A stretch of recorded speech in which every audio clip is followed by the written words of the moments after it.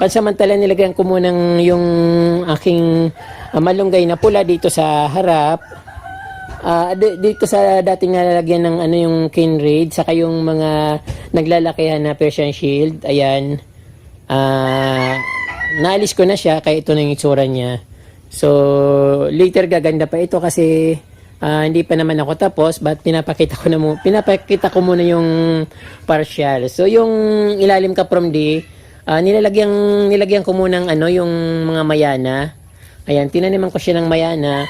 Habang hindi pa siya lumalaki yung mga mayana tanim ko, so nilagay ko muna yung malunggay na pula at yung croutons na, ito ang pinaka-favorite ko na croutons kasi pino yung dahon niya at kulay dilaw. Ayan, napakaganda.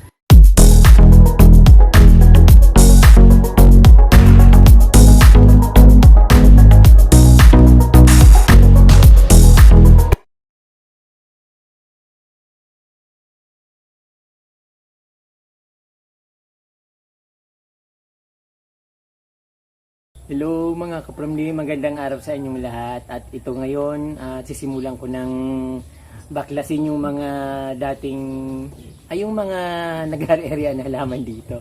So kung bago lang po kayo kapramli sa aking channel, huwag niyo pong kalimutan mag-subscribe at i-touch po yung notification bell para updated po kayo sa aking mga videos na bagong post at siyempre sa mga susunod pa. Ayan kapramli. So ngayon ang gagawin ko dahil nakikita ko malapit na po ang tag-ulan dito sa amin sa Camarines Sur, panay na yung kidlat at daguldol or yung thunderstorm, kaya mas perfect na siguro magtanim ng halaman ngayon at syempre para mabilis siyang makarecover, mas maganda magsimula na kasi nga malapit na po yung tag-ulan.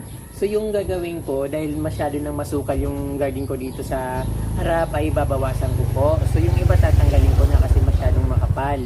Kaya yun lang gagawin ko, parang i-maintain ko lang para bumalik sa dati. Siyempre gusto ko yung yung hindi ganito kataas, na parang nawawala na yung magandang yung aura niya, nawawala na. So dito tatanggalin ko tong mga yung Persian Shield. Napakarami naman niya, mayroon pa ako doon sa likod. Marami na akong bagong tanim na Persian Shield. Ito nga ang taba-taba. Tatanggalin ko siya, pero hindi ko naman siya yung bubunutin. Ang gagawin ko, puputulin ko lang siya para magsanga ulit. So mas maganda nga pag pinuputol kasi yung sanga niya nagiging ganito, katulad nito, napakadami. Ang ganda, di ba, kapromdi? At siyempre lalagyan ko ng habang inintay ko na lumago itong Persian Shield, siyempre magtatanim ako ng mayana na siguro mga 3 kulay para maging maganda yung dating niya, magandang tingnan. Dahil nasa harap siya kasi yung dito hindi naman siya permanent, parang nilagay ko lang siya para pang ano ba yung tawag doon, para pasimula ba yung, kasi marami akong tanim na croton sa likod. So yun talaga ang gusto kong ipakita dito. So dito gusto ko punuin ko ng puting bato. Kaya lang mahirap na magbunot ng puting bato. Kaya lang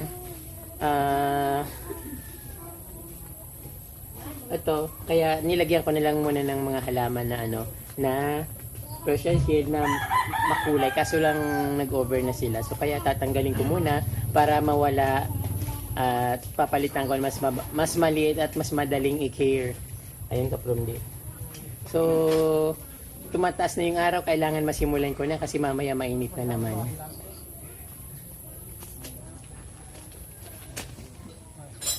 So ito mayana ito, kaya lang bakit ganito ba to? Putulin ko na lang. Pwede pa itong itanim. Rare na mayana ito.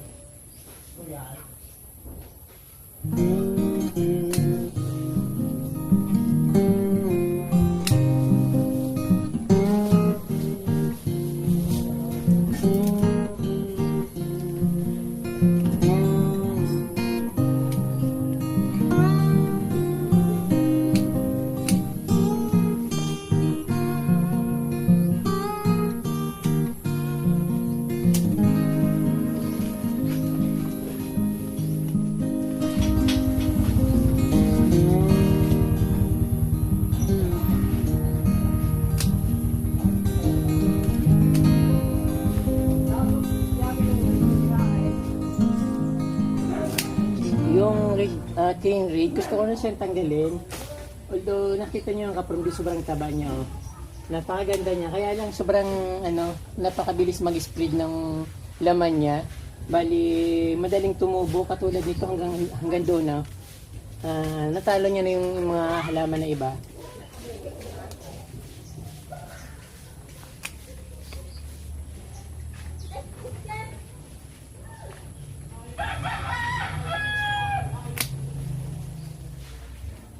Ito pwede pa itong itanim kaso sobrang dami na nga, parang langkawas lang.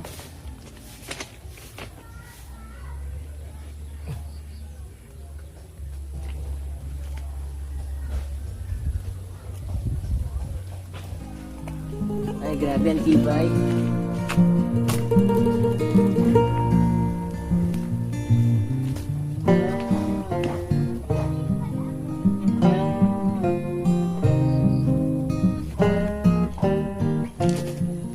Kaya ko tinatanggal kaprom di yung yung laman kasi tutubo ulit siya. Ito pwede itong ipa-courier sa may gusto. Kaso mahirap ang dito kaprom, hindi nasa bundok ako. Hindi ako basta-basta pwedeng pumunta ng bayan. So kailangan ko rin dapat may service ako kasi siyempre pag may dala-dala ka, kailangan may service ka. Nahihiya kasi ako mag-ganun, kukommute ng maraming dala-dala. Mabigat din siya, parang langkawas.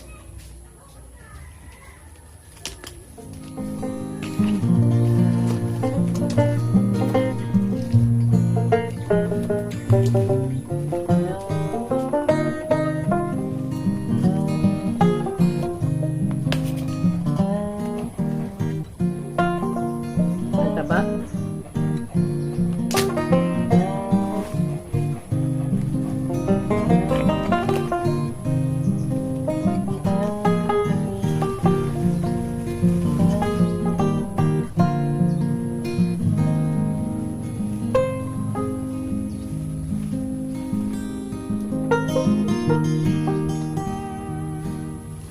So yung yung nabunot din yung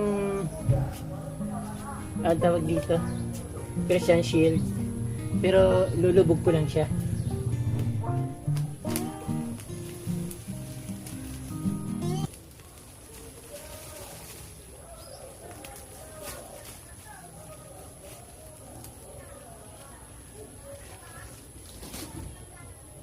Yung ko dito, ano ba tawag dito? Basta may fig, parang fig ganun. Pinutol nila, hindi ko alam na binawasan pala nila yung ko. Whipping fig tree. Pinutol nila.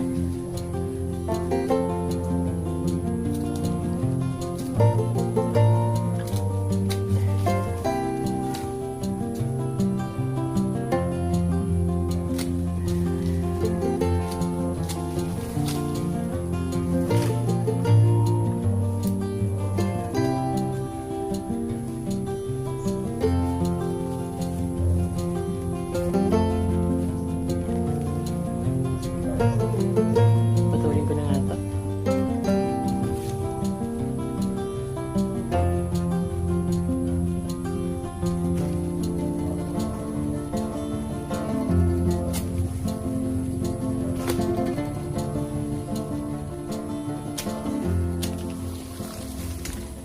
Ito puputulin ko rin to kasi masyado ng payat siya. Tapos mataba naman kaso sobrang taas niya, natutumba siya. Kailangan putulin para lumaki yung puno para maging matibay.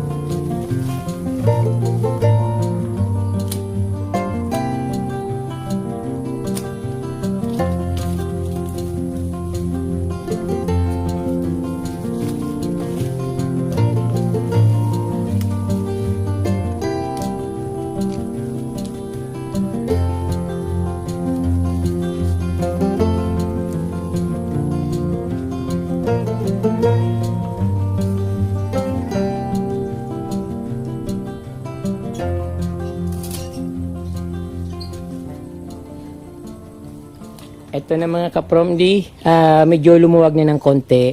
Pero kulang pa rin, kailangan ko pa rin magbawas. Kasi yun nga, sobrang kapal pa rin. At yung ano na bunot ko na yung cane raid na matataas. Pero meron pa rin natira doon, no? Kasi 2 puno yun. So puputulin ko rin yun kasi sa gabal siya masyadong napakadaling lumaki. Magandang mag-alaga ng halaman yung matagal lumaki kasi na-excite kang alagaan siya habang lumalaki. Kung pag sobrang ano, rapidly na lumalaki siya o yung nagkakalat siya kagad, so hindi siya nakaka-excite. Mas maganda yung hinay-hinay lang para may inaalagaan. So ito ngayon kapromdi, maluwag na at madilim. Hindi ko muna tatanggalin yung dahon ng saging na anak ano dito kasi magtatanim ako ng ano ng mayana dito. So mas magandang may lili muna. So pag medyo okay natatanggalin ko na siya. Although kaunti lang naman yung ano niya kasi pag tanghali mainit na dito sobra sa garden ko dito sa harap. So ayan ka from medyo maluwag na. And dito naman ang tataniman ko ng mayana. So madali siyang lumaki kaya mas maganda siyang tingnan dito. Although may mga nakatanim na yung whipping fig, tapos yung ito yung isa. Yung ito laki na niyan hindi ko alam na pinutol pala nila. Siguro nung umalis ako dahil masyadong mataas. At ito kapon yung favorite na crouton na ano, pinutol ko na siya kasi masyadong mataas. So expected ko na magsasanga-sanga siya. Mas maganda kung magsanga-sanga para mas makapal at lalaki rin yung puno niya. Ayan. So, lalagyan ko ng mayana dito sa kukunting lupa na ito na punong-puno ng halaman kanina. So, ang itatanim ko dito ay yung ibang kulay naman muna. Ito, alam ko kulay pink ito. So, itatanim ko siya dito. Then, ito. So, yung pula, sa ibang lugar ko naman itanim para may konting makulay para hindi lahat magkakasama. So dito siguro mga 3 kulay itatanim ko dito kasi medyo malawak naman ito. So unahin ko yung dito. So maiksi lang yung kapromdi. Maiksi lang siya. Nasa 4 inch or 5 inch para madaling mabuhay. Kasi mas ano dito, mas madaling makita, mas attractive. Ayan. Para pag may lumaki ka agad, maraming hihingi kasi attractive siya. Ito. 2 yung puno dito para tanggalin ko yung konting sanga. 2 puno dito para mas madaling kumapal, tingnan. So yung lupa na to, hinakot ko pa to kung saan ang galing. Kasi wala dito, malalim dito.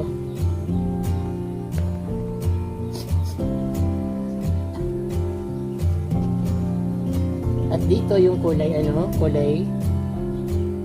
kulay ito? Ay, hindi naman pink. Sige, 3 kulay na dito.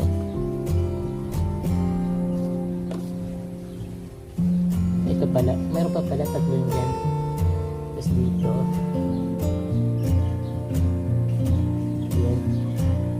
Kasi dyan, then saan ko ba ito yun? Doon na lang. 2 kulay lang dito o 3 na, sige na 3 na dito lang ito. Ayan. So ayan, umatake na naman yung allergy ko, sinisip na naman ako.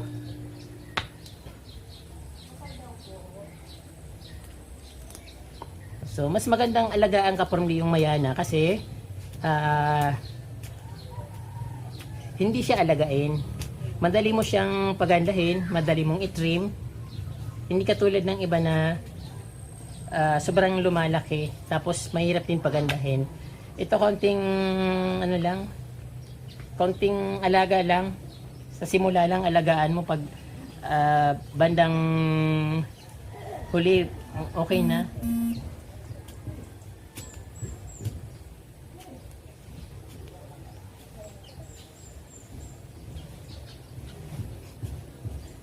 bagong ulan kagabi kaya masaya ako magtanim ngayon dahil hindi ko kailangan mag-worry sa halaman. Binabad ko na to sa tubig kagabi.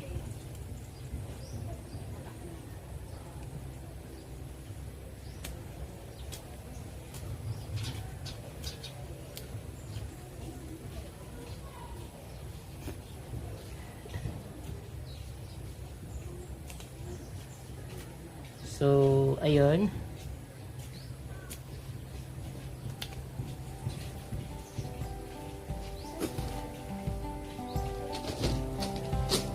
At itong isa dito, may mga kalagyong pa ako natira, yung white kalagyong dito. So, marami akong puting bato dito. So, dito naman ito, medyo kasi meron ditong Persian shield. So, dito na siya. Medyo matagal kasing lumaki yung Persian shade, hindi katulad sa Mayana na napakabilis.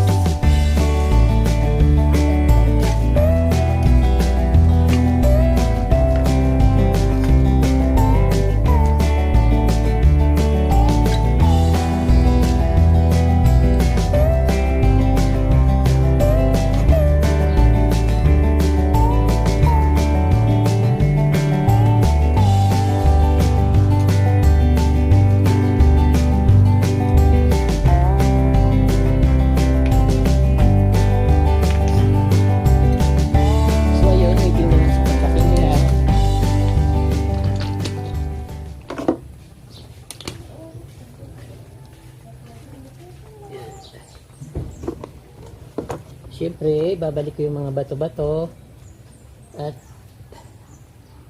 habang di pa sila lumalaki, lalagyan ko dito ng medyo makulay na halaman. Ay, mga bulok na dahon, lagay dyan para pangpataba.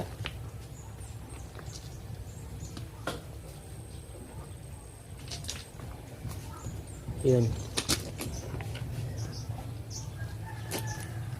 At ito, yung Monaika, sana maka-recover na siya. Wish ko lang kasi gusto ko yan.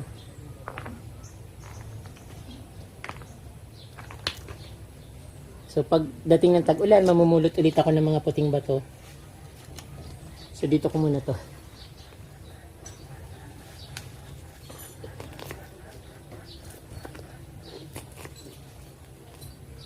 Ayun.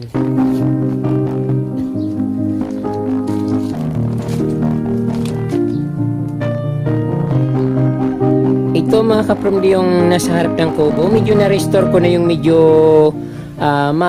dito mga makakapal na halaman. So ito na nga po yung itsura sa labas. Although hindi ko pa naman masyado tapos, marami pa akong gagawin dito. Ito tambak pa rin yung mga itatanim ko, yung ayusin ko. Pero hindi na masyadong ganung katulad nung dati na So marami pa akong ayusin. Nagbawas na ako ng mga halaman dito at ito gusto ko tong tanggalin sana. Kaya lang ang bigat-bigat hindi ko matanggal. Dati kasi nilagay ko yan dyan, parang ganadong-ganado akong gumawa nun. Pero ngayon parang hindi ko mabuhat-buhat yung kahoy kasi medyo nakakaharang siya dito sa harap ng kubo. So hayaan ko na lang siya hanggang sa mabulok siya dyan. So ito nga kaprom din na-restore ko na ng konti. Medyo ayos na compare sa nung pagdating ko dito. Medyo madilim ngayon kasi parang uulan ng malakas. So yun ang inaabangan ko kasi matagal na rin hindi umuulan dito. Ayun. So yung makapal dito na mayroon lush na yung cane red, ito na siya. Pansamantala nilagyan ko muna yung aking malunggay na pula dito sa harap. Dito sa dating nalalagyan ng yung cane red, saka yung mga naglalakihan na Persian shield. Ayan. Naalis ko na siya kaya ito na yung itsura niya. So later gaganda pa ito kasi hindi pa naman ako tapos, but pinapakita ko muna yung partial. So yung ilalim ka from nilagyan ko muna ng yung mga mayana. Ayan, tinaniman ko siya ng mayana. Habang hindi pa siya lumalaki yung mga mayana tanim ko, so nilagay ko muna yung malunggay na pula at yung croutons na, ito ang pinaka-favorite ko na croutons kasi pino yung dahon niya at kulay dilaw. Ayan, napakaganda. Siyempre yung sabi ng kapatid ko, wag ko na raw tanggalin yung Persian Shield na napakalaki dito at ang ganda-ganda nga kapromdi. Kasi nasasayang din naman ako na tanggalin siya. Kasi tingnan mo naman yan. Saan ka ba nakakita ng ganyan na Persian Shield na napakalash at ang ganda talaga kapromdi pag nandito kayo. Parang ma-amaze kayo lalo sa mga yan sa mga mother, grandmother, yung nagpapakamader. Ayun, ang ganda siya. Maganda siyang tingnan. Ayan po. Yung kulay niya kasi alam ko naman yung gusto ng mga mother itong mga ganitong kulay. So, kaya hindi ko na lang siya tatanggalin. At napakaganda talaga niya. So, konting ayos na lang dito. At ipapakita ko na sa inyo sa mga susunod na linggo or araw na kung ano yung nagawa ko dito. So, hindi pa siya fully restored kasi marami pa akong naisip na gagawin dito.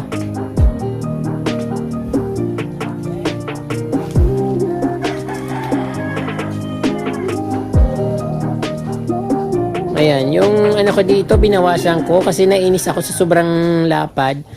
Yung pandakaki, parang hindi ako nagagandahan kasi nga nahaharangan niya na yung ibang halaman dito. So yung parang nag-ari-arian siya dito kasi ang laki-laki niya. So kahit tinanggalan ko pero pumangit tuloy. Hindi na siya maganda. Ayan, tapos yung dito, natuyo yung mga halaman dito. So magtatanim ulit ako ng mga mayana dyan at yung crotons na pinutol ko dun sa dito sa pinanggalingan ng makapal na halaman. Ayan, nagtatanim ako ng mayana. Siyempre yung silver button ko, ito na payat siya, tumangkad pero payat, sana tumaba ulit at hindi ko alam kung paano siya papatabain kasi hindi ako naglalagay ng abono. Ayun.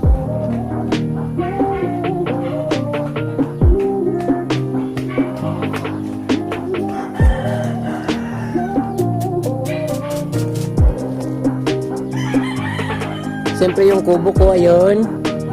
So, ang palasyo niya certified from the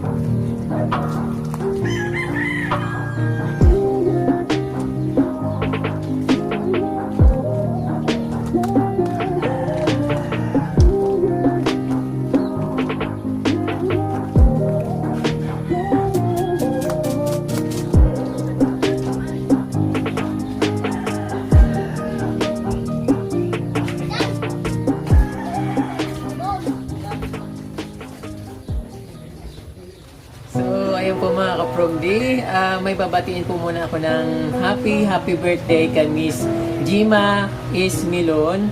Si Miss Gima or Ma'am Gima po ay isa pong teacher at nagtuturo po siya sa Our Lady of Grace Mediatrix of Quezon City. Happy birthday po Ma'am or Miss Gima Ismilon of Quezon City. Ayan po. I wish na humaba pa po ng humaba ang iyong buhay at magkaroon ng maraming birthdays or more birthday to comes at marami pa po kayong matuturoan ng mga estudyante. Yan po. Maraming salamat sa inyo sa pagsusubaybay niyo po sa aking munting video. Maraming pong salamat at happy birthday po ulit. Ayan po mga ka-From D, napanood nyo yung activities ko dito sa front yard garden ko. So maraming po salamat sa inyong panonood. At wag po sana kayong magsawang manood at i-share yung video ko. Maraming pong salamat ulit at Diyos mabalis po. Bye!